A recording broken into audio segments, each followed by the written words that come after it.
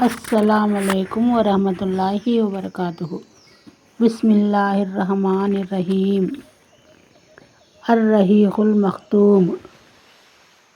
نبی کریم صلی اللہ علیہ وسلم کے سیرت کے حوالے سے آج ہم صلی اللہ علیہ وسلم پر ظلم و ستم کے بارے میں جانیں گے۔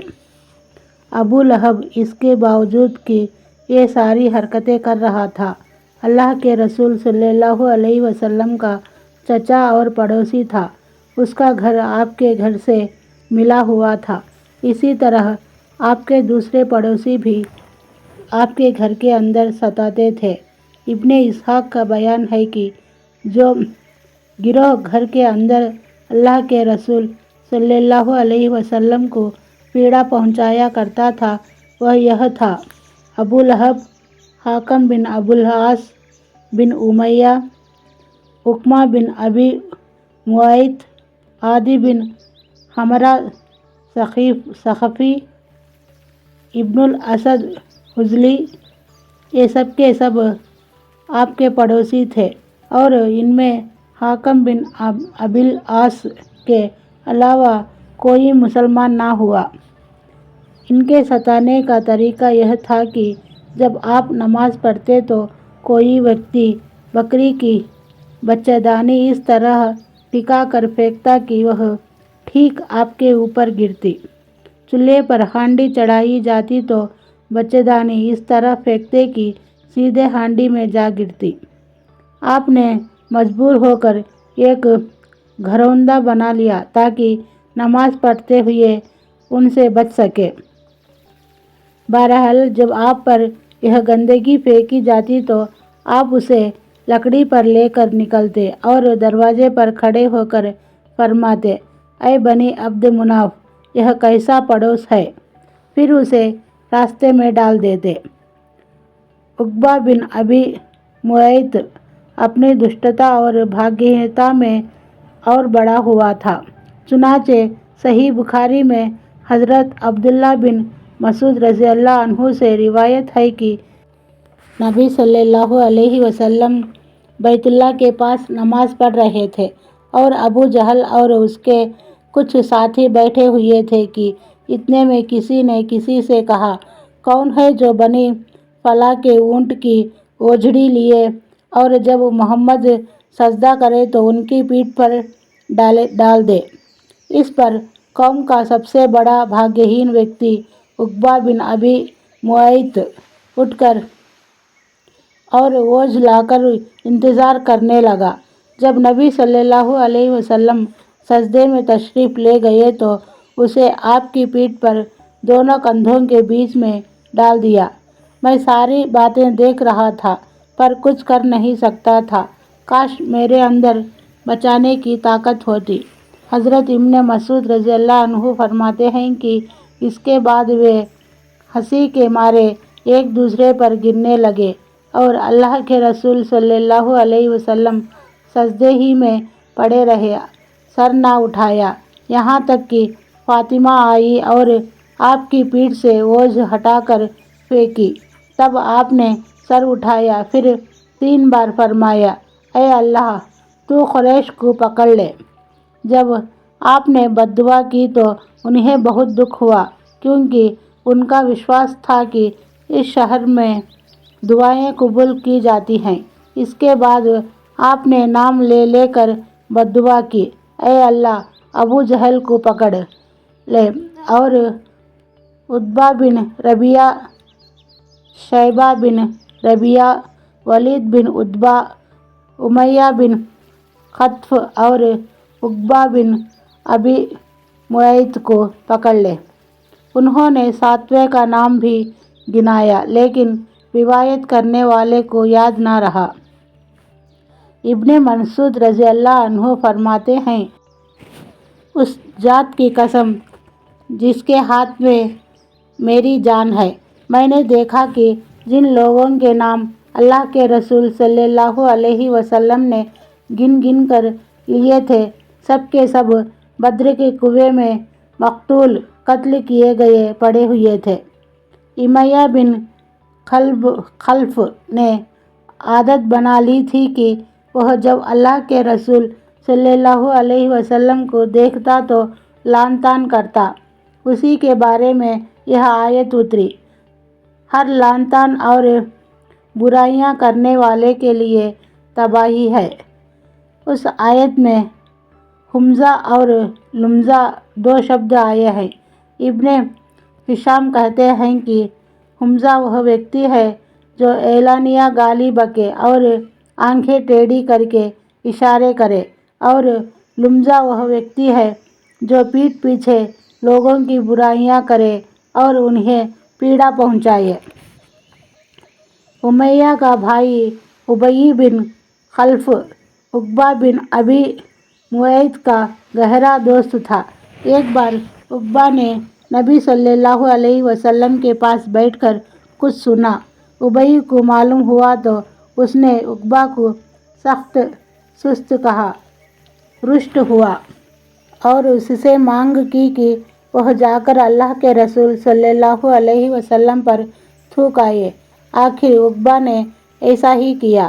خود ابی بن خلف نے ایک بار ایک سڑی گلی ہڈی لا کر توڑی اور ہوا میں پھونک کر اللہ کے رسول صلی اللہ علیہ وسلم کی اور اڑا دی۔ اخنس بن شریح ثقفی بھی اللہ کے رسول صلی اللہ علیہ وسلم کے ستانے والوں میں تھا۔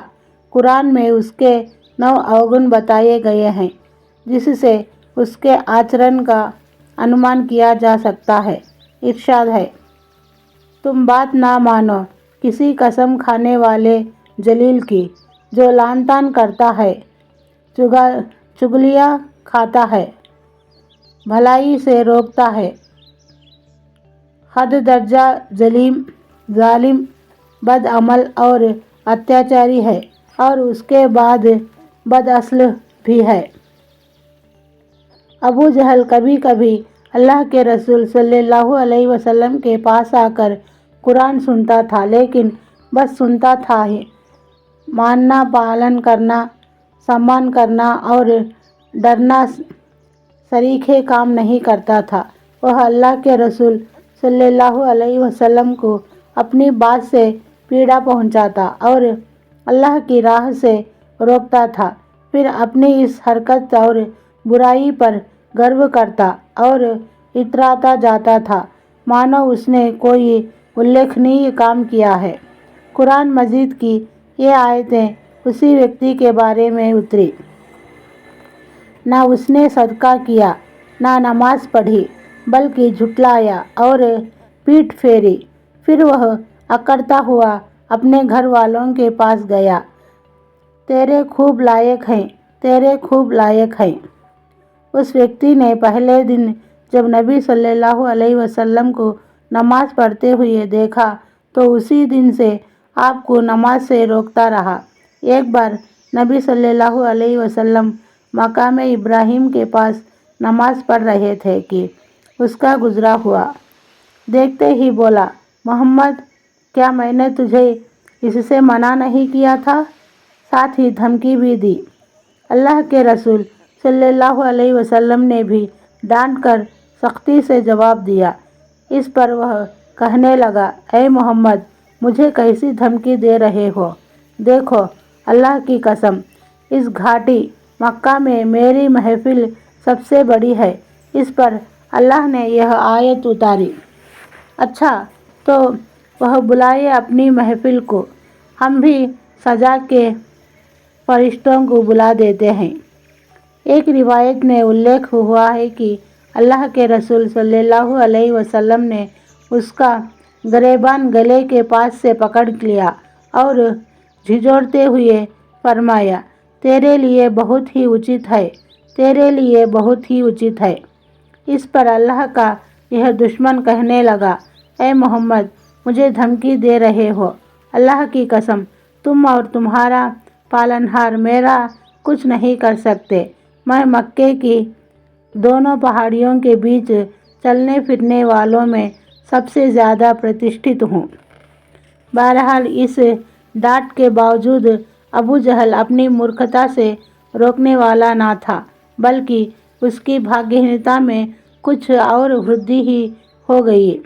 چنانچہ صحیح مسلم میں ابو ہریرہ رضی اللہ عنہ سے روایت ہے کہ ایک بار قریش کے سرداروں سے ابو جہل نے کہا کہ محمد آپ لوگوں کے سامنے اپنا چہرہ دھول سا بھر لیتا ہے۔ جواب دیا گیا، ہاں۔ اس نے کہا، لات و عزا کی قسم، اگر میں نے اس حالت میں اسے دیکھ لیا تو اس کی گردن رون دوں گا اور اس کا چہرہ مٹی پر رگڑ دوں گا۔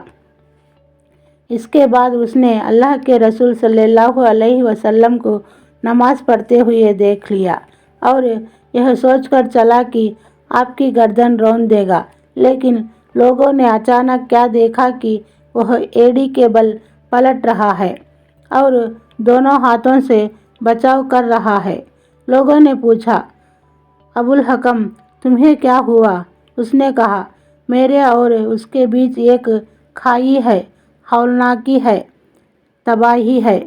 اللہ کے رسول صلی اللہ علیہ وسلم نے فرمایا کہ اگر وہ میرے قریب آتا تو فرشتے اس کا ایک ایک انگ اچک لیتے۔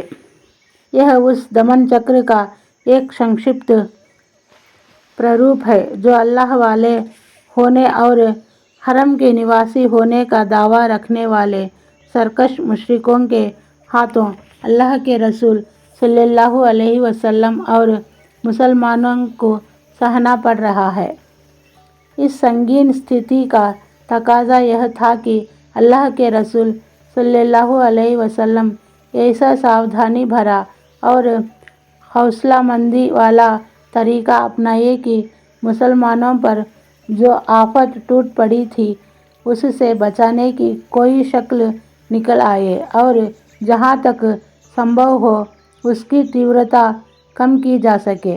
اس ادیش کے لیے اللہ کے رسول صلی اللہ علیہ وسلم نے دو حکمت بھرے قدم اٹھائے جو دعوت کا کام آگے بڑھانے میں پربھاوی ثابت ہوئے۔ ایک، ارقم بن ابی ارقم مخزومی کے مقام کو دعوت کا تربیت کے کیندر کے روپ میں استعمال کیا۔ دو، مسلمانوں کو حبشہ کی ہجرت کا حکم دیا۔ ان دونوں کے بارے میں ہم وستار سے کل جانیں گے۔ السلام علیکم ورحمۃ اللہ وبرکاتہ۔